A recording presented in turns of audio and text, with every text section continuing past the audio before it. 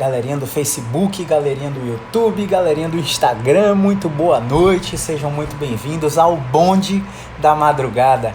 Vamos lá, galerinha, hoje eu falei com vocês anteontem e ontem sobre um caso de dor lombar, um problema na coluna lombar que estava descendo para o joelho, tá? Do paciente, para baixo do joelho, na perna.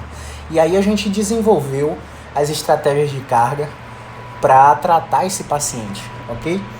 E aí foi muito legal, porque eu recebi bastante feedbacks positivos da galera da fisioterapia que estava assistindo esse caso clínico. Eu vou recapitular como a gente trabalhou esse caso clínico e hoje a gente vai avançar nas progressões de força e nas alternativas de força, caso o paciente de ontem não tivesse tido o problema resolvido. Deixa eu ajeitar só aqui os últimos detalhes, porque quem sabe faz ao vivo. Pronto, parei aqui, senão eu morro de suor aqui. E aí, tudo bem com vocês? Galerinha do YouTube, galerinha do Facebook, tudo certo? Quem tiver dúvida já vai deixando suas perguntas aí.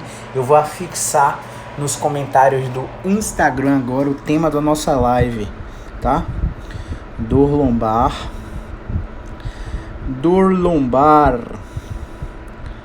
como avançar nas estratégias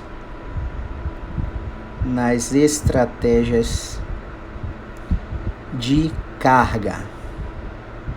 Publiquei e vamos afixar aqui nos comentários para vocês, a galera que for entrando, já saber qual é o tema. Comentário fixado. Vamos pra cima. Vamos ver quem tá aí. 11h22, sabadão. Grande Tiagão Teixeira, meu irmão, como você tá? Tudo em paz por aí. Nora Ney, Matheus Mendes, sejam muito bem-vindos. Muito obrigado pela audiência. Jeane Dutra lá no YouTube, obrigado pela audiência. Lá no Facebook, perdão. E não tô vendo quem é que tá aqui no YouTube ainda, mas vamos nessa. Beleza, Tiagão? Show de bola. Diego Ribal, seja muito bem-vindo. Bia S. Brito. Olá, deixa eu acenar para vocês. Opa, virei a tela sem querer. Vamos nessa. Giovanni Nascimento. Show de bola, vamos nessa, galera. Então, antes de tudo, eu quero falar para vocês que a gente está com um curso online, uma formação de experts no tratamento da dor, exclusivo para fisioterapeutas e estudantes do 5º semestre em diante, tá? Esse curso vai ser lançado agora em maio, última semana de maio, primeira semana de junho. A gente não conseguiu fechar a plataforma ainda e a gente está fazendo as pré-inscrições. Nessa pré-inscrição, você vai clicar no link do meu perfil, vai clicar no botão Workshop Fisioterapeuta Expert em Dor e vai se cadastrar. Por quê? A gente já tem mais de 2.300 fisioterapeutas cadastrados nessa lista VIP. O que vai acontecer? Na semana do curso, eu vou disponibilizar 4 aulas gratuitas, 100% online. Você pode fazer de qualquer lugar do planeta Terra. Nessa semana do curso, quando você estiver assistindo as suas aulas, só você vai receber essas aulas, ok? As aulas não vão ficar aqui no Instagram, no YouTube, no Facebook, como essas que eu dou aqui. Só quem se inscreveu vai receber o link. Aí o que vai acontecer? A gente está com mais de 2.300 inscrições. A gente tem inscrição de fisioterapeutas de Portugal. Muito obrigado aí pelo interesse. E o que vai acontecer? A plataforma, ela só sustenta 53 cadastros. Então, quando eu abrir as inscrições, eu vou mandar para a lista VIP, que vocês já manifestaram interesse ao longo do ano inteiro, falando comigo, se cadastrando nos meus cursos. Então, eu vou disparar um e-mail para toda a base desses 2.300 fisioterapeutas. E você que está na lista VIP vai receber o acesso primeiro. Se a gente pegar esses 53 alunos na lista VIP, a gente fecha o curso e segue a turma, tá? No final desse curso, a gente vai ter uma outra oportunidade, que é o programa de mentoria em dor musculoesquelética, que são 12 encontros, um encontro por mês, durante um ano, tá? Onde eu vou fazer aulas ao vivo específicas para os mentorados, respondendo as dúvidas e perguntas dentro de uma comunidade fechada dentro do Facebook. Então vamos lá, teve muitos fisioterapeutas que perguntaram para mim sobre a mentoria. A mentoria é tipo a faixa preta, tá? A faixa branca é você que está me assistindo aí. Você pegou todo o meu conteúdo que está no podcast Physio Insight, todo o meu conteúdo que eu liberei na websérie sobre o método de tratamento. Você é o faixa branca. A galera que entrou no meu curso vai ser a faixa marrom, ok? E a faixa preta vai ser o pessoal do curso que entrou na mentoria. Então, não, as inscrições da mentoria não estão abertas. As pré-inscrições do curso que estão abertas. Então, essa é uma dúvida comum que eu recebi aqui de alguns fisioterapeutas. Então, o que é que você tem que fazer? Você só tem que clicar no link do meu perfil, cadastrar o seu e-mail. Aí, o que é que está acontecendo? Dessas 2.300 pessoas, 115 fisioterapeutas não confirmaram a inscrição no e-mail. Quando você coloca o e-mail lá, galera, a gente manda uma confirmação, tá? E essa confirmação deve ser clicada no seu e-mail, porque se você não clicar, o nosso sistema aqui vai achar que você é um robô e não vai te inscrever, tá? Então fica atento a esse e-mail que você cadastrar para você confirmar a inscrição na sua caixa entrada, beleza? Paralelo a isso, para aquecer vocês, eu mando quase que diariamente áudios, artigos ou insights sobre dor musculoesquelética no meu grupo BeExpert no Telegram. O nosso grupo no Telegram, ele tem mais de 180 fisioterapeutas. É só você clicar no link do nosso perfil e clicar no botão Grupo Telegram, que você vai entrar no nosso grupo para ter acesso a todo esse conteúdo gratuito também, tá? Passado o período do jabá do nosso marketing, vamos ao que interessa. O tema de hoje é dor lombar, como avançar nas estratégias de carga. E quem que está aqui? O Arnold está aqui na maca, não sei se vocês estão vendo aí, mas ele está aqui na maca, nosso modelinho de coluna. A gente vai demonstrar algumas progressões nele para que vocês entendam. Então vamos recapitular o caso clínico da primeira live de anteontem, tá? A primeira live, o caso clínico era o seguinte: o paciente tinha um problema na coluna, mas a dor dele era abaixo do joelho, na panturrilha, ok? E essa dor na panturrilha era uma dor persistente há mais de 3 meses, no qual ele foi num primeiro médico ortopedista que sugeriu uma cirurgia porque ele tinha uma lesão no menisco, ok? Então ele fez uma artroscopia exploratória diagnóstica. Essa artroscopia exploratória, ela identificou realmente que havia uma lesão no menisco e o médico pressupôs que a dor da perna dele, abaixo do joelho, era por causa da lesão do menisco. Aí o que aconteceu? Ele tirou a parte lesionada, fechou a incisão cirúrgica e passou o paciente para reabilitação. O paciente fez uma fisioterapia convencional, fez choquinho, calorzinho, alongamento, propriocepção e seguiu com a dor e não conseguindo jogar o futevôlei dele. Aí o que aconteceu? Ele procurou uma segunda opinião médica. Nessa segunda opinião médica, também foi identificado que ele tinha uma lesão, dessa vez não no corno posterior do menisco, mas em outra região do joelho, chamado canto posterolateral. Então, além do menisco, ele tinha uma lesão no canto posterolateral e ele tinha que fazer uma nova cirurgia. Ele ficou desacreditado, mas fez uma nova cirurgia e passou para o programa de reabilitação. Nesse programa de reabilitação, baseado em eletroterapia, baseado em terapia manual, baseado em cinesioterapia, propriocepção, ele também não obteve resultado satisfatório. Ele diminuiu dor, ele melhorou capacidade funcional, mas ele seguia sem resolver o grande problema dele. O grande problema dele era voltar a jogar futevôlei. E aí, inconformado com esses resultados, ele procurou um fisioterapeuta musculoesquelético que fez uma avaliação mecânica nele. E essa avaliação mecânica visa identificar no mínimo 4 referências. Quais são as 4 referências? Referência sintomática, referência mecânica, referência neurológica e referência funcional. A gente foi para avaliação da referência sintomática e de 0 a 10 ele tinha dor 7, classificada como dor severa, ok? E na referência mecânica, de todos os movimentos que a gente testou na coluna dele, o deslocamento lateral direito provocava dor na perna. Vocês lembram disso? Quem estava comigo na live vai lembrar disso, tá? E a referência neurológica era o teste de Lazegue, onde ele deitava de barriga para baixo, e de barriga para baixo ele levantava a perna do lado que doía reta, sem dobrar o joelho, levantava a perna reta. Ao levantar a perna reta, ele reproduzia a dor abaixo do joelho, a dor na perna lateral, ou seja, o cara já passou por 2 procedimentos cirúrgicos e continua com todas essas referências negativas.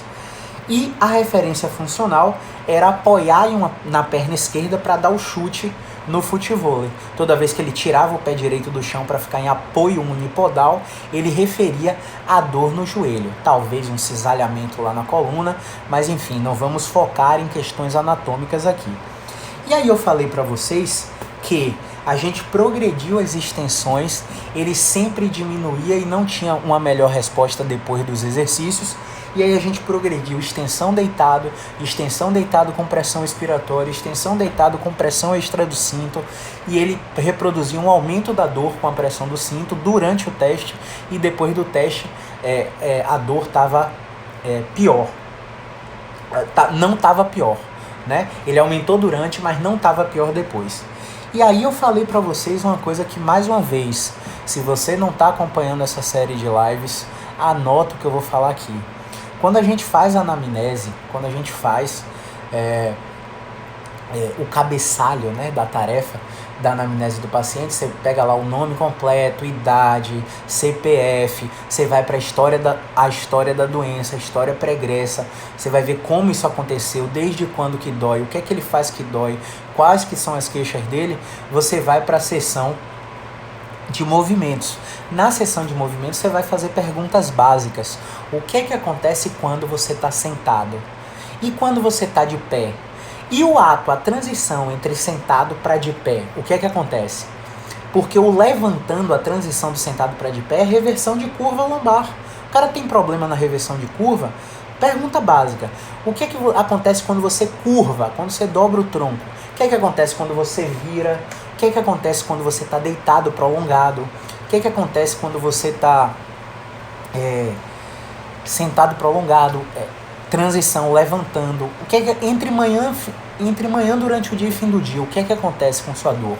Para você ver o comportamento diuturno da dor na perna desse paciente. Então você precisa identificar esses pontos, porque esses pontos vão te dar pistas se o paciente tem uma preferência direcional ou não. Caio, o que é preferência direcional? PD, tá? Preferência direcional é um fenômeno induzido clinicamente através de uma estratégia de carga que faz com que a dor do paciente tenha um delta sintomático, tá? Caio, o que é delta? Delta é variação do sintoma, localização ou área. Por exemplo, se a dor está com a área espalhada e vai para uma área menor, é um delta positivo. Se a área está menor e se a dor está local e vai para uma área maior, é um delta negativo. Se a dor está 7 e desce para 4, delta positivo. Se a dor está 7 sobe para 9, delta negativo. Localização, se a dor está abaixo do joelho, desce para o pé, negativo. Se a dor está abaixo do joelho, sobe para a coxa, delta positivo, ok? Então, preferência direcional é um fenômeno induzido clinicamente através de uma estratégia de carga que visa causar um delta sintomático no paciente. E aí você vai buscar centralização. Centralização. Caio, o que é centralização? Centralização é um fenômeno induzido clinicamente através de uma estratégia de carga onde há preferência direcional. Caio, o que você quer dizer? Eu quero dizer que você pode apresentar um delta sintomático na sua estratégia com o paciente e esse delta não apresentar centralização. Ou seja, a dor está abaixo do joelho e ela de repente abole, sem subir, sem descer. Do lugar que está, ela some, diminui, aumenta ou altera a área. Tá? Ela não altera localização. Então, toda centralização tem uma preferência direcional. Porém, todavia, entretanto, nem toda preferência direcional vai ter uma centralização. Caio, o que você prefere achar? Preferência direcional ou centralização? Preferência direcional sempre. Sempre, porque quando o paciente centraliza, ele já tem a preferência direcional. Mas se você ficar buscando a centralização, você acha a preferência direcional, não nota que achou a preferência direcional, porque está buscando a migração uniforme da localização da dor, a centralização, que nem sempre vai estar presente. Então, fica muito atento quanto a esses conceitos, tá bom? E aí, a gente avaliando esse paciente, buscando a preferência direcional, a gente viu que na extensão deitado com carga do cinto, esse paciente aumentou durante, ficou não pior depois. Esse não pior induz uma luz amarela. Recapitulando, revisão, galera. Quem estava na live de ontem, anteontem, já sacou o que eu estou falando. Não sei se você está vendo o replay agora, mas se você assistiu o replay das lives anteriores, você sabe o que eu estou falando. Mas eu estou revisando para a galera que é nova aqui, tá? Então, se você viu que aumentou durante, foi não pior depois, tem uma luz. E a luz você não sabe qual é a luz do semáforo. A luz do semáforo pode ser vermelha, a luz do semáforo pode ser amarela, a luz do semáforo pode ser verde. Quando é vermelho, para tudo que você está fazendo, o corpo desse paciente ainda não aceita esse movimento, você precisa mudar a direção, explorar mais o paciente, ok? Quando a luz é amarela, quer dizer continue com atenção. Você pode aumentar a carga e continuar na mesma direção, ok? E monitorar a resposta sintomática. Quando essa luz é verde, mais do mesmo. Qual que é o maior erro do fisioterapeuta? Ele vê a luz verde, aumenta a carga, aí o paciente piora. A luz verde é mais do mesmo, continua com a mesma estratégia. Passado, dito tudo isso, dito todas essas definições conceituais, ele aumentou a dor durante a extensão deitado, tá? E depois da extensão deitado, ele estava não pior. Okay. O cara não piorou, você deixou o cara igual. Ah, Caio, o que você está falando aí com aumenta não pior? Eu estou falando as respostas sintomáticas que podem ser apresentadas quando o paciente está sendo investigado na sessão teste de movimentos com você. Beleza? Então são essas as respostas sintomáticas. Vamos lá. A resposta sintomática que acontece durante pode ser 7 opções. Produz, nenhum efeito, diminui, aumenta, centralizando, periferizando ou abole. Essas são as respostas sintomáticas que podem acontecer durante a exploração das estratégias de carga, tá? O que pode acontecer depois das estratégias de carga? Nenhum efeito, pior, não pior, melhor, não melhor, centralizado ou periferizado. Essas são as 7 respostas sintomáticas que você pode apresentar durante a exploração dos testes, ok? Então, quando é nenhum efeito, é indefinido, você pode continuar e aumentar a carga. Quando é pior, vermelho muda a direção. Quando é não pior, amarelo alterne a força. Quando é melhor, sinal verde, mais do mesmo. Quando é não melhor, luz amarela, aumenta a carga. Quando é centralizado, luz verde, mais do mesmo. Quando é periferizado, luz vermelha, troque a direção. Você está distalizando o sintoma do seu paciente, tá? São regrinhas que a resposta sintomática fala para você. Por isso que eu não respeito a biomecânica nesse tipo de lesão, nesse tipo de classificação, tá bom? Uma especificidade da resposta centralizado, que é a resposta pós-teste de movimento, você tem que monitorar se esse sinal verde é verdadeiro ou é falso. Se for verdadeiro, ele vai continuar centralizando durante e a cada sessão ele vai centralizar mais. Ou seja, esse paciente que joga futevôlei, que está com a dor abaixo do joelho na perna, essa dor abaixo do joelho ela vai subir para a coxa no seu primeiro atendimento e vai ficar na coxa. Então, durante centralizando, após centralizado. E aí você vai passar mais do mesmo da intervenção que você selecionou, tá? Na live 1 eu falei para vocês, olha, como selecionando intervenções e estratégias de carga, né? Como e quando utilizar. Quem não assistiu, mais uma vez, faltam 5 dias para ela sair do ar lá do YouTube e ir só para o grupo de mentoria. Então aproveita para ir assistir lá, tá? Então, esse paciente que deixou a dor na coxa no primeiro atendimento, a dor vai ficar na coxa e não vai descer, salvo se ele fizer exercícios na direção contrária que você escolheu. Exemplo, eu tenho um paciente que chegou para mim assim, ó, tortinho, chama lateral shift. Esse paciente chegou tortinho, estava com a dor irradiada na perna do lado contrário ao desvio. Lateral shift, ipsilateral. Classificação eminentemente mecânica, desvio inequívoco secundário a uma crise aguda de dor na coluna. O paciente chegou assim. E aí, eu comecei a fazer testes, estratégias de carga com ele, e ele alinhou e centralizou a dor. A dor que estava no pé, junto com o desvio do tronco, a dor que estava no pé ficou no glúteo com o tronco alinhado. Então, passei uma tarefa de casa que a gente chama de não espreme a galinha. Tá? Depois eu falo mais sobre isso. Quem não sabe, tem um podcast Physio Insight exclusivo só sobre lateral shift lá no meu YouTube. Vai lá para assistir, tá? E ele foi para casa feliz da vida depois de passar por vários profissionais sem ter resultado.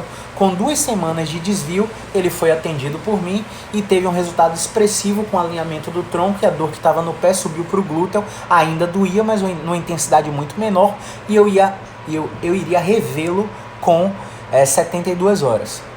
E esse paciente, se sentindo muito bem, começou a olhar no YouTube exercícios para a coluna.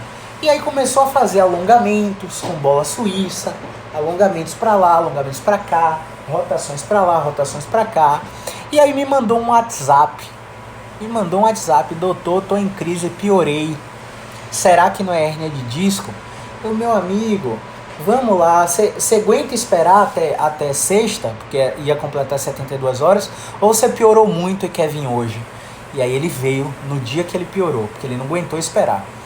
E aí quando ele chegou lá no consultório, ele estava com o mesmo padrão. Desviado o tronco para a direita, dor irradiada na perna até o pé, com dormência e formigamento nos dedos. Muito preocupado, porque nunca nos episódios de crises lombares que ele teve, ele tinha manifestado dormência no pé. Dormência no pé e ainda agulhada, ele ainda referia agulhada, ele nunca tinha sentido isso, e ele achou que a hérnia tinha saído da coluna dele, batido no nervo, e veio com todas aquelas crenças equivocadas que alguns profissionais de saúde passam para esses pacientes, e a gente sentou e fez uma desconstrução baseado em educação em dor, tá? A gente começou a conversar com ele, que não era bem assim, que a hérnia dele já estava aí, que não é possível uma hérnia sair do lugar simples com movimento, sendo que ele não foi traumático. Não é possível uma hérnia do dia para a noite extrusar. O processo de extrusão ocorre com décadas. Quanto maior a extrusão da hérnia, mais rápido é a reabsorção dessa hérnia. Tá? Então a gente precisa desmistificar essas crenças e encorajar o paciente a fazer movimentos. E aí quando eu fui fazer a estratégia de carga nesse paciente novamente, ele estava com muito medo. Eu chego a te falar que ele estava cinesiofóbico. E tem muita gente espalhando por aí cinesiofobia para lá e para cá. Cinesiofobia é uma parada grave. Medo do movimento é uma coisa. Cinesiofobia é um medo irracional do movimento, tá? Então, se o paciente tem medo de dobrar porque falaram para ele que a hérnia ia bater no nervo, ia espremer o nervo dele, irritar o ciático e gerar dor na perna, ele vai com cautela, ele vai com hiperatividade muscular dobrar o tronco. No entanto, cinesiofobia, esse paciente, quando eu fui começar a fazer a estratégia de carga nele, ele estava suando, com tremores nas mãos. A frequência cardíaca dele estava acelerada, ele estava taquipneico, ele estava com muito medo, ele estava cinesiofóbico. Então eu falei, olha, enquanto você tiver esse medo, eu não vou poder te ajudar. E por que eu não vou poder te ajudar? Porque para desbloquear você, como foi na primeira experiência, eu preciso explorar aquele movimento que a gente fez. E se você está com medo de fazer ele achando que vai ocasionar alguma lesão, eu preciso da ajuda aí já ia falar quase o nome dela. Eu preciso da ajuda da psicóloga que vai trabalhar com você questões de onde o seu medo vem e questões de ansiedade, questões de preocupação excessiva que está acontecendo agora. E ele falou o seguinte: doutor, eu não tenho verba para bancar o senhor e para bancar a doutora não. Eu só posso bancar um dos dois, o que é melhor? Eu falei: olha só, sincero e honestamente, se você tá com esse medo aí, o melhor é você estar com a doutora, porque ela tem que quebrar esse medo para eu poder trabalhar. Antes dela eu não consigo trabalhar com você. E aí ele gelou e ele falou para mim o seguinte: não doutor, se o senhor tá dizendo que é para eu fazer o movimento, eu vou fazer o movimento. Então tá bom, vamos tentar e monitorar como você se comporta. Eu prometo que se você piorar, eu vou parar de fazer, tá bom? Ele: não, tudo bem. Então ele começou a fazer um movimento de não espreme a galinha, na parede, e ele começou a fazer o movimento de forma repetida, com curtinha amplitude. Ele estava com o tronco desviado assim, com a dor irradiada na perna, e com curtíssima amplitude, ele começou a perceber: doutor, tá doendo. Agora eu quero que você me diga, tá doendo mais, tá doendo igual ou tá doendo menos? Não, doutor, tá doendo igual. Eu: maravilha. Como assim maravilha, doutor? Tá doendo igual. Eu tô te falando maravilha porque você tá movimentando e não tá piorando. O que é que isso quer dizer? Que o movimento parece não ser ruim para você. Você continua fazendo aí e não tá piorando. Ele: não, é mesmo, doutor, não tá piorando não, tá igual. Então tenta aí mais um pouquinho aí. E aí ele começou a fazer mais um movimento e ganhar amplitude. Eu fiquei 20 minutos encorajando ele a fazer um movimento. E ao final desses 20 minutos, repetindo esse movimento, ele estava alinhado de novo e a dor dele estava no glúteo outra vez, centralizado. E aí eu falei para ele o seguinte: olha só, quase que eu falo o nome dele.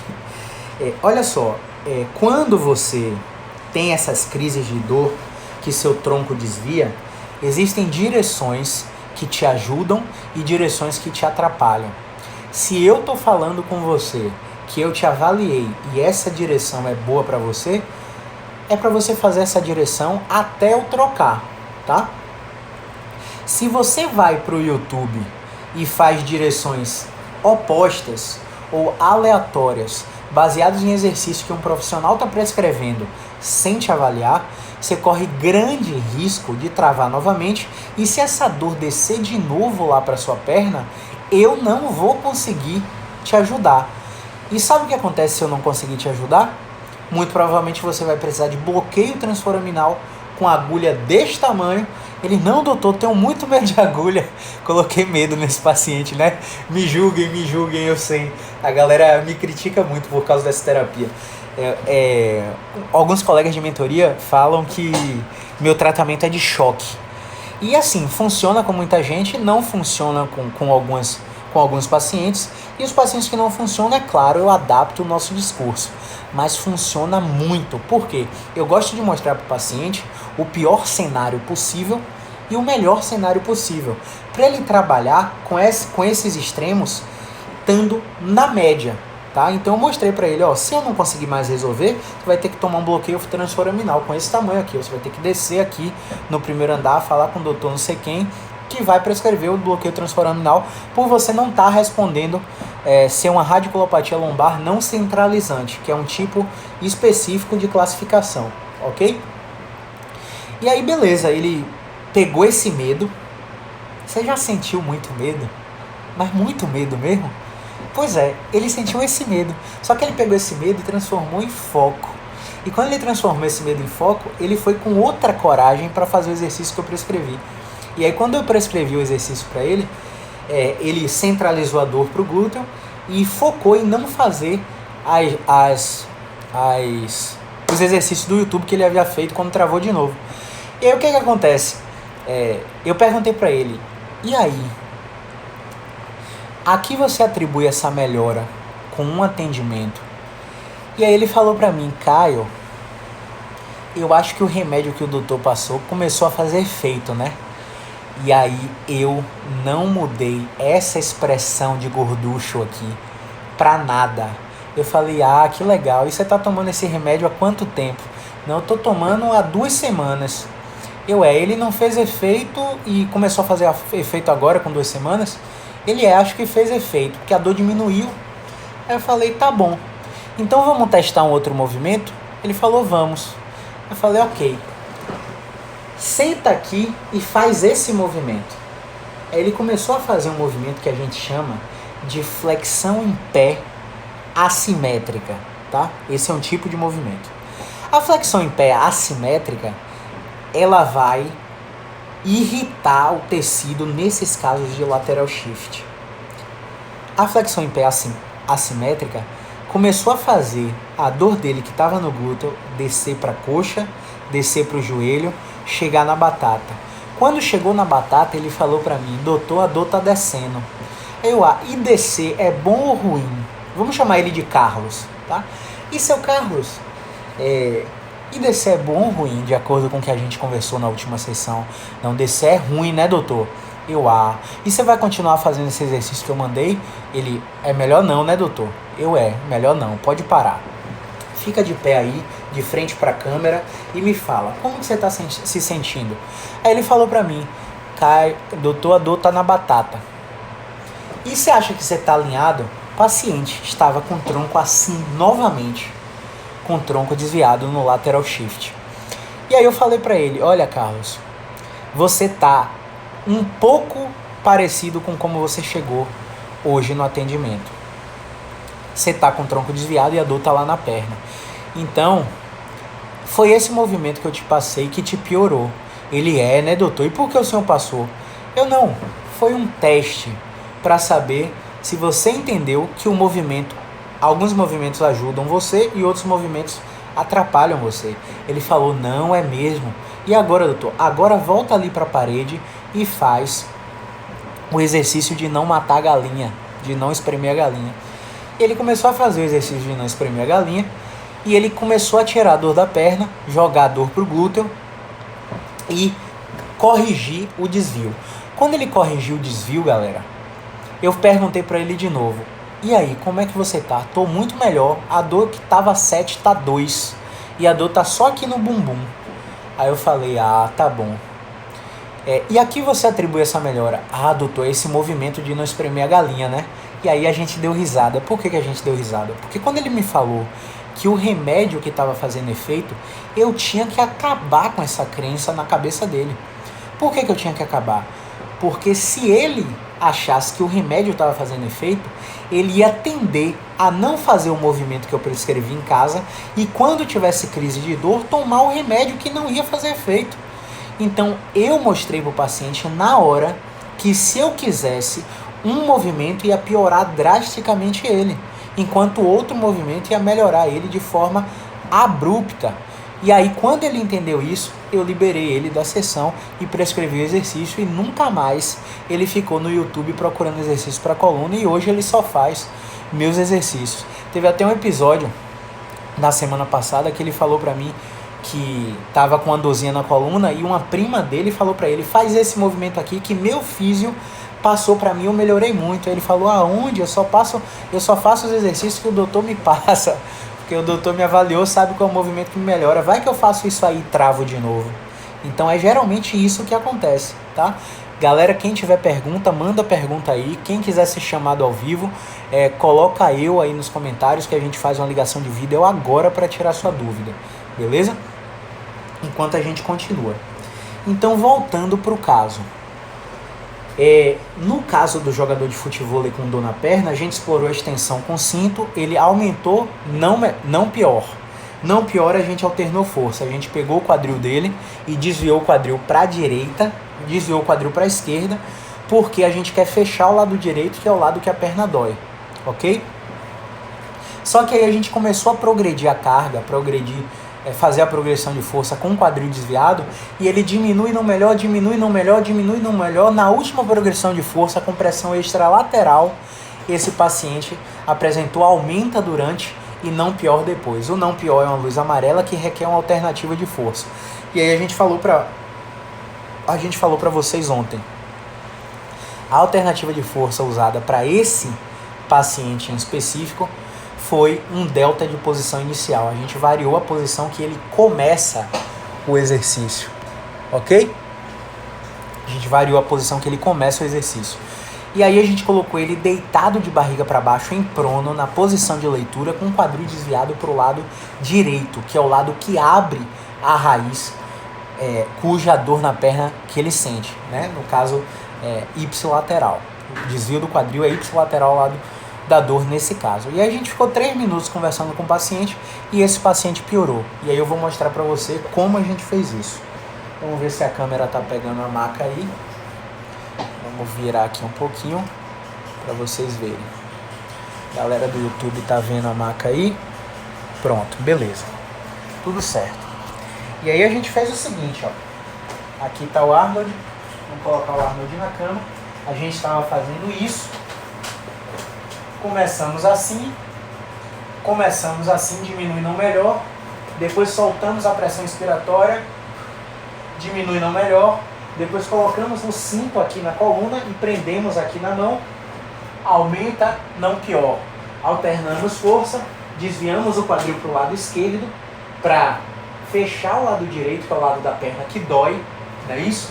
E aí a gente começou a fazer as extensões com desvio, diminui não melhor, na última pressão, aumenta não pior. A gente pegou, desviou o quadril para o outro lado, para o lado direito, e começamos a progredir. Nessas progressões, todas foram diminui não melhor, na última, aumenta não pior.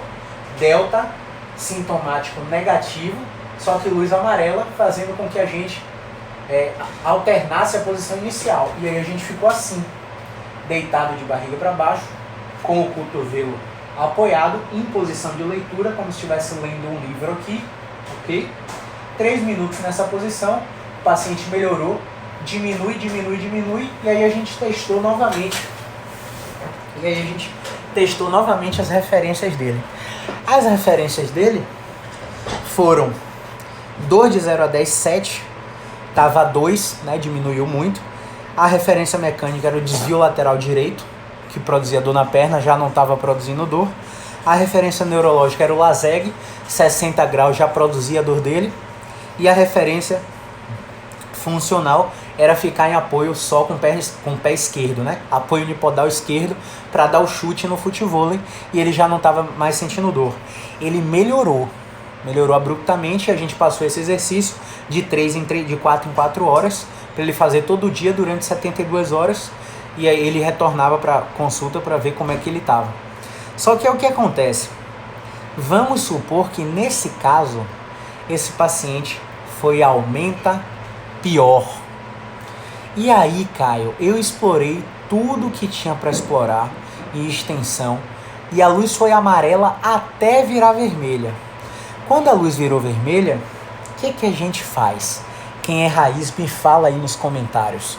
A luz foi vermelha na extensão deitado em prono extensão, com o quadril fora de eixo para a direita. Foi aumenta durante e pior depois. Luz vermelha. O que a gente faz? Vamos ver quem tá aí pra gente jogar sabatina aí agora. Quem é físio? Diego Ribal, Gediel Pedroso, Luana Seric, Amandinha Carolina, Cláudia Físio, não sei se Simval é físio, Monique eu sei que não é, minha paciente. E aí? O que faz? Grande Dilson, o tema da live tá aí. Hoje a gente não responde essas perguntas não, tá bom? A gente só responde sobre o tema no final. Se não é físio, né? Vamos lá. E aí, vocês que são físios, o que a gente faz agora? A luz foi vermelha na extensão deitado, no deitado em prono extensão, com o quadril fora de eixo para a direita. Foi aumenta durante e pior depois. O que a gente faz? E aí, galerinha? Vamos lá, faz o quê? O que vocês acham? Vamos participar. A hora de errar é essa. A hora de arriscar é essa. Não pode errar é na frente do paciente. Rapaz, eu tô com esse boné aqui, eu não tô sem condições de tirar esse boné aqui, ó, do tamanho que tá essa juba. Essa quarentena tá me acabando.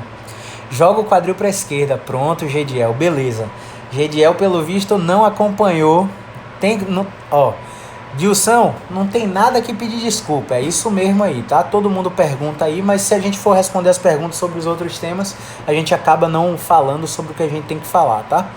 Então, tem um vídeo lá no meu YouTube sobre dor na escápula. Bota lá, Caio Ferreira Físio, dor na escápula, vai aparecer um vídeo que a gente fala sobre dor torácica e dor na escápula. Assiste o vídeo lá, que provavelmente vai responder sua dúvida, tá?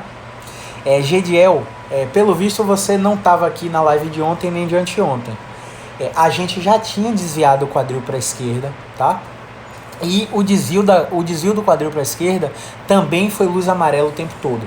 E aí a gente terminou a extensão no deitado em prono com o quadril para a direita, ok? Então, a luz vermelha, Gediel, perdão, eu que estou errado. A gente não fez com quadril para a esquerda não, é super plausível alternar força com quadril para a esquerda. Só que a resposta foi aumenta durante e pior depois. A resposta pior depois quer dizer que você requer mudança de plano, mudança de direção. Muito bem, Cláudia, muda a direção. Exatamente. Se, Gediel, a resposta fosse aumenta, não pior, aí a luz era amarela, alternativa de força, e a gente ia jogar o quadril para o lado esquerdo e esperar 3 minutos nessa posição, beleza? Mas não foi o caso, a luz foi vermelha. Se a luz é vermelha, a gente muda a direção. Para onde é que a gente vai agora? A gente vai para flexão. Na flexão, a gente vai botar o paciente deitado. Por que flexão? Porque não vai para um desvio lateral em pé. Porque a gente precisa zerar o plano sagital. Lembra lá das aulas de anatomia, de biomecânica? A gente divide o nosso corpo em planos. Esses planos, a gente tem o sagital, transversal, coronal. Não é isso? O plano sagital, ele divide o corpo em metade direita e esquerda. No plano sagital, a gente tem um eixo que a gente chama de látero-lateral. No eixo é que ocorrem os movimentos. Então, os movimentos no plano sagital são flexão e extensão, tá? No plano transverso, no plano coronal, transversal, ele vai dividir o corpo em metade superior e metade inferior. E aí o eixo é longitudinal, de baixo para cima, permitindo os movimentos de rotação, tá? E aí a gente vai ter um plano também que vai dividir em metade anterior e metade posterior, e o plano vai ser antero-posterior, permitindo os movimentos de inclinação. Revisão básica aqui, só para a gente ter isso bem claro, porque na hora de raciocinar clinicamente o paciente, a gente tem que ter os planos claros, planos e eixos claros. E a gente precisa explorar todo o plano sagital antes de ir para o lateral. Claro que a experiência, né, depois de 5 anos trabalhando, só avaliando dor, dor, a gente pega experiência e a gente pula etapas. Mas não faz sentido eu te pular uma etapa aqui para te explicar se você não tiver uma sequência lógica para seguir. Até porque vão ter horas que nem com experiência você vai conseguir pular etapas. Então, só para eu te dar uma clareada aí agora, essa dor, ela claramente é assimétrica e ela passa do joelho. Assimétrica quer dizer que é lombar e ela vai para um lado só. Ela desce para a perna direita e passa do joelho. Dor assimétrica abaixo do joelho, você já suspeita de um plano lateral. Tá muito assimétrica, tá muito lateral. Deve ter um lateral relevante ali, um lateral invejoso que a gente chama, né? Que tá pedindo para você explorar o plano lateral. Mas é só uma pista, tá? A experiência vai te mostrar depois quando pular as etapas. Enquanto vocês estão subindo de foguete, né, subindo de escadinha, tem gente que está subindo de foguete, devido à experiência. Mas eu preciso ensinar as escadinhas para você saber para onde ir. Então, quando ele respondeu com aumenta pior, luz vermelha muda a direção no plano. Não adianta ir para lá, porque não foi luz amarela, não foi não pior. Senão você desviaria o quadril para a esquerda e isso tá super 10, seu raciocínio tá correto se fosse luz amarela. Como é luz vermelha, você muda a direção, como a Cláudia falou. E aí o que acontece? Deixa eu ver, chegou uma perguntinha aqui. Opa. Cadê? Vamos lá, daqui a pouco eu respondo essas perguntas aí, tá? E aí o que acontece? Você trocou a direção, você foi para flexão, para explorar o plano sagital. E aí, no plano sagital, você vai botar o paciente deitado de barriga para baixo e vai pedir para ele abraçar o joelho. E ele abraçou o joelho 15 vezes de forma repetida e você perguntou, o que é que está acontecendo com sua dor abaixo na perna, abaixo do joelho? Caio, está diminuindo. Olha, está diminuindo, beleza. Agora para, depois de 15, 20 repetições, fica em pé. Vamos lá, fica em pé de frente para a câmera. Como é que está a sua dor na perna e agora? Caio, ela está igual, ou seja, foi diminui durante, não melhor depois.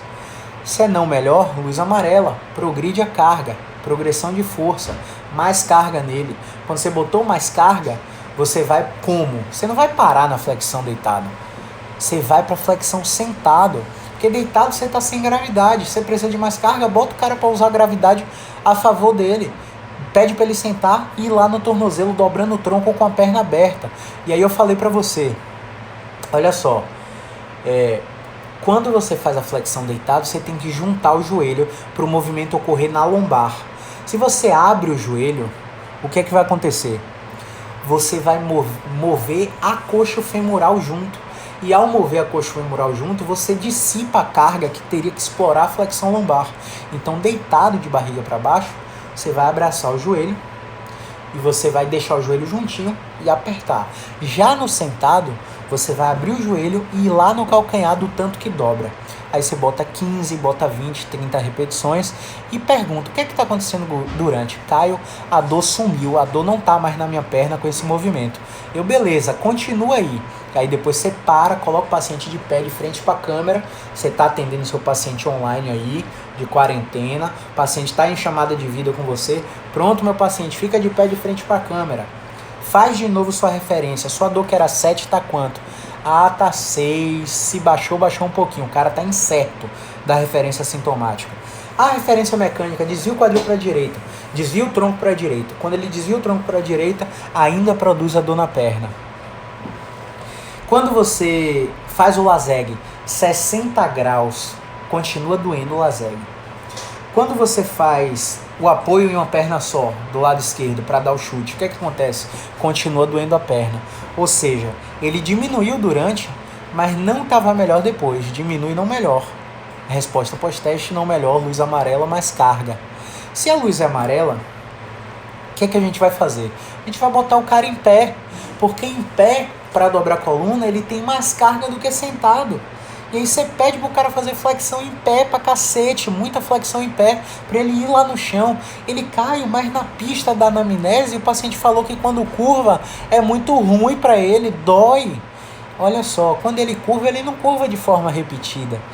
O movimento repetido, ele tem uma mágica de fazer o paciente chegar no final da amplitude. Eu não sei se você está me assistindo agora ao vivo, eu não sei se você está me assistindo agora na reprise, eu não sei se você está me ouvindo no Spotify agora, mas imagine que você está com seu dedo esticado. Dobra o seu dedo falange por falange. Olha a minha dificuldade para dobrar esse dedinho só na falange. Meu dedo todo tá tremendo aqui para manter a flexão da interfalangiana distal. Olha a dificuldade, galera. Caiu aqui o papelzinho. Olha a dificuldade que é. Agora, com a flexão da interfalangiana distal, eu quero que você dobre faça a flexão da interfalangiana intermédia, né? Ó. Agora já ficou mais fácil. Mas para fazer isso, eu já perdi da interfalangiana distal, não é isso? Agora faz a flexão da metacarpofalangiana. Olha só, esse é o movimento que eu quero que ele faça. Flexão da metacarpofalangiana, da interfalangiana distal, da interfalangiana proximal. Não é isso? Esse é o movimento completo. Quando ele dobra, você acha que ele dobra fazendo o movimento completo da lombar?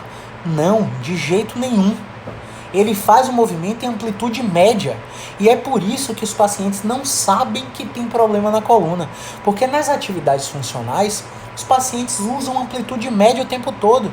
Eles não vão em amplitude final. E ao não levar a articulação até a amplitude final, eles têm alterações morfofuncionais nessas articulações. a estrutura da articulação começa a sofrer adaptações morfológicas, deposição de colágeno, redução de níveis de elastina, de fibronectina e diversas outras substâncias, e a forma dessa articulação é alterada com o envelhecimento e com o desuso. Caio, mas eu sou ativo, mas você não é um ginasta. O ginasta leva as articulações até a amplitude final. Raros são os esportes que exigem que você use a articulação até a amplitude final. E ao usar essa articulação só em amplitude média, o que é que vai acontecer? Você vai ter alteração morfofuncional e você não vai saber que tem problema. Caio, eu nunca tive dor nas costas. Aí eu ligo a câmera, faço a telereabilitação com o meu paciente, testo o movimento, exploro até o final, ó a dor lá produzindo. Ó o paciente lá com perda de movimento. Porque só quando o fisioterapeuta avalia é que o paciente descobre que ele tinha mais movimento para ir naquela direção específica. Então, a gente precisa explorar. Quando você pede o movimento de forma repetida de flexão em pé, não é a mesma flexão que ele abaixa para pegar uma caneta que caiu. Não é a mesma flexão que ele roda para abaixar para pegar alguma coisa que caiu no banco do carro. Não é a mesma, é de forma repetida em uma direção específica. E o movimento repetido tem essa mágica. E se ele falar que está doendo, que está aumentando durante, você fala calma. A repetição é a mãe do aprendizado. Você fala calma, a mágica acontece no final do movimento. Isso encoraja o paciente a explorar o que você está pedindo, e isso te faz perder o medo de explorar o paciente. Porque qual que eu vejo que é o maior erro do fisioterapeuta? Ele não tem paciência de explorar o paciente. Quando ele vê que um movimento deu errado, ele não explora mais, ele para e mete intervenção passiva. Mete terapia manual, mete ventosa, mete dry needling, mete liberação miofascial, eletroanalgesia, acupuntura, empurra a técnica no paciente e o paciente adora. Porque a cultura do paciente é ser paciente. A cultura do paciente não é ser cliente.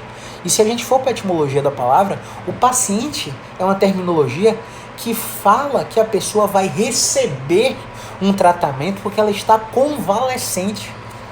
E o termo cliente fala que ele está pagando por um serviço no qual vai gerar alguma vantagem independente de receber ou não receber.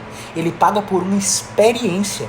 Então acostume os seus pacientes a serem seus clientes. Porque se você fizer com que seu paciente vire cliente, ele vai entender de forma automática que ele é coautor da sua reabilitação, do seu tratamento da dor.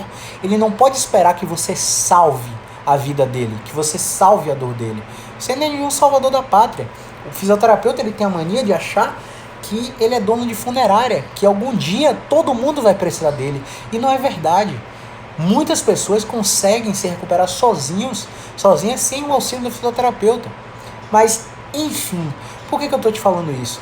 Porque quando você cria essa cultura no seu modus operandi de atendimento, o paciente já chega. E aí, Caião, qual movimento você vai passar para mim hoje? Empolgado, porque ele não acredita que um movimento vai tratar uma dor, vai diminuir uma inflamação, vai recuperar uma função. Para ele só remédio, só cirurgia faz isso. Então isso é muito importante para você passar para o paciente. Então quando você fez a flexão em pé de forma repetida, o paciente vai dizer, Caio, está aumentando a dor na perna. E depois, o que é que está acontecendo? Tô igual. Aí você mede a dor, continua 7, você mede o deslocamento lateral, continua produzindo dor na perna, laseg continua 60 graus doendo, apoio unipodal na perna esquerda, continua produzindo dor na perna. Aí o que é que você vai fazer? Foi aumenta durante, foi não pior depois. Se foi não pior depois, a luz é amarela com progressão ou alternativa de força. Quero ver quem é raiz falar aí agora. Vou sentar aqui, vou relaxar na minha cadeirinha, esperar você falar comigo aí agora.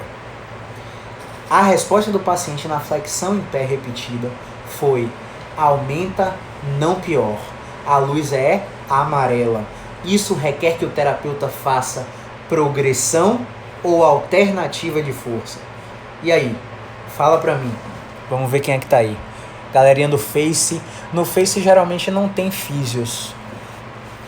E aí, o que é que vocês acham?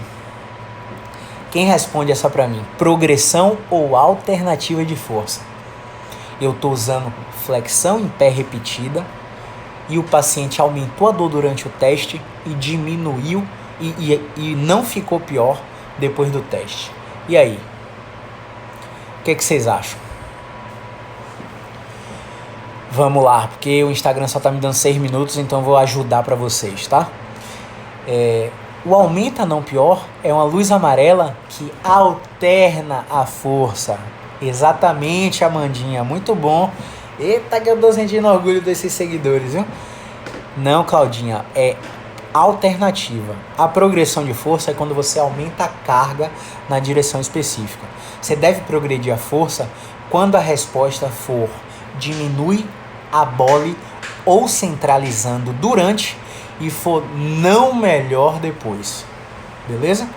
E você alterna a força quando a resposta for aumenta, periferizando durante e não pior depois. Quando ele é não pior depois, você vai para a alternativa de força. E como, Caio, meu Deus, que eu vou alternar força nesse paciente com dor lombar irradiada na perna, que respondeu com aumenta não pior na flexão em pé? Você vai fazer flexão em pé assimétrica. Caio, como é esse diabo desse movimento? Vou mostrar para vocês aqui agora. Olha só. Eu estou aqui. Isso aqui é uma cadeira, tá? Obviamente. Eu estou aqui em pé fazendo flexão repetida. Estou aqui fazendo flexão repetida. E Caio, tá aumentando a dor na perna. Para, meu paciente, retesta tudo. Apoia uma perna só, faz o chute. Doeu a perna, doeu. Deslocamento lateral direito, doeu a perna. Quanto é que tá a dor de 0 a 10? Continua 7. E a referência neurológica? O cara sentou, fez o queixo no peito, botou a mão na cabeça e esticou a perna. Continua doendo o slump, continua doendo o laseg. Eu tô igual, não tô pior não, tô igual. Aumenta não pior, alternativa de força. Eu saí da flexão em pé e agora eu vou fazer o seguinte. Eu vou colocar a perna direita na cadeira. E eu vou fazer a flexão em pé assimétrica. E na flexão em pé assimétrica, Caio, por que direita? E aí, por que direita? Porque quando você bota a perna direita na cadeira para fazer a flexão, você fecha espaço no lado sintomático que o paciente está sentindo a dor na perna. E aí você explora o paciente. O paciente, Caio, tá aumentando. E depois, não tô pior. Não pior, luz amarela, alternativa de força. Troca a perna da cadeira. Bota a perna esquerda. Quando você bota a perna esquerda na cadeira, o que é que vai acontecer? Você vai abrir espaço na raiz do lado que o paciente que sente a dor. Da perna que o paciente sente a dor. Quando você bota a perna esquerda e faz a flexão em pé, você, Caio, caramba, tá diminuindo a perna. Tá diminuindo a dor na perna, Caio. Caramba, tá diminuindo a dor na perna, tá diminuindo muito. Calma, segura a emoção, paciente. Calma, a gente já botou você aqui de cabeça para baixo, já testou tudo que é movimento. E aí, o que é que você faz? Você vai repetir os testes das referências logo depois que ele terminar um jogo de 15 a 30 repetições da flexão em pé assimétrica à esquerda. E aí, quando você fizer a mensuração das referências, você vai perguntar, e aí, meu paciente, onde é que está sua dor? Caramba, minha dor continua aqui na perna, mas está muito melhor. Muito melhor como? De 0 a 10. Caramba, a dor tá 2. Diminuiu mesmo? Diminuiu. Aí beleza. Faz aí o teste de chute. No teste de chute, caramba, a dor continua 2. Está muito pequena, muito pouca dor. Agora faz o deslocamento lateral. Caramba, não está produzindo mais a dor na perna não.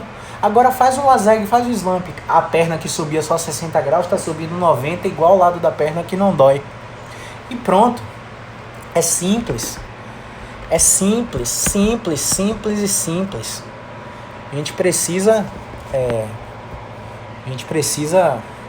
se ligar nisso aí. A gente precisa de fato explorar o paciente com paciência, sem afobação, sem querer empurrar técnicas no paciente. A gente precisa disso. Então, esse é o raciocínio clínico que a gente usa para selecionar a melhor estratégia de carga para progredir as cargas. E eu espero ter somado com vocês com mais esse vídeo. Eu tenho 1 minuto para o Instagram me expulsar aí. E queria dizer para vocês mais uma vez, A gente está com o Telegram, clica no link do perfil para participar lá. A gente está com um curso online, a gente vai dar um curso gratuito, um workshop de fisioterapeuta referência em dor. É só clicar no link do meu perfil para se inscrever, para entrar na nossa lista VIP, para receber toda essa informação de mão beijada e organizada dentro desse workshop, tá bom? Agora eu queria pedir um favorzinho para vocês. Assim que eu terminar essa live, eu vou postar uma foto aqui no meu Instagram com uma frase. E nessa frase eu quero que você sintetize qual foi o seu maior aprendizado na live de hoje. Fazendo isso, você me ajuda a entender se eu estou somando de fato na vida de vocês com esses conteúdos, e você meio que pega um resumo das pessoas que assistiram essa live. Lembrando, 24 horas disponível no Instagram, 7 dias no YouTube e depois só para membros. Abraço!